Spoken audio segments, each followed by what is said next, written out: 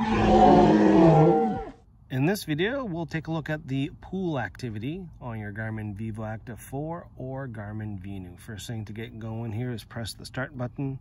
And if the pool swim is not in your favorite list, you can swipe down to the bottom, tap on the 4 dots to reveal the full list of activities and select pool swim.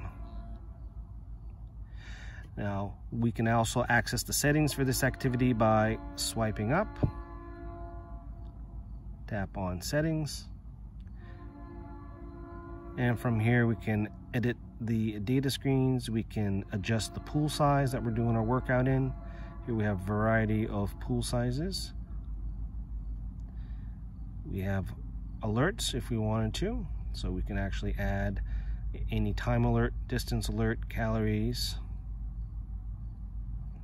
We can turn on auto rest or not, and we can play with the colors here. So what we're going to do here, we're ready to start. We're in the pool and we're starting our workout.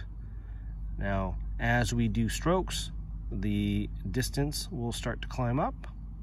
We can do manual rests by pressing on the lap button.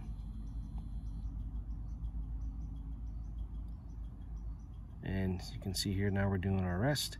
If we want to resume our swim, press again, and we're back swimming.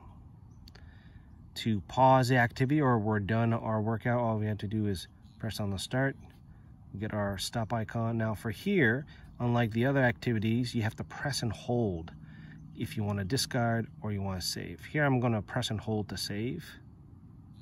The other activities you don't do this, for example for run.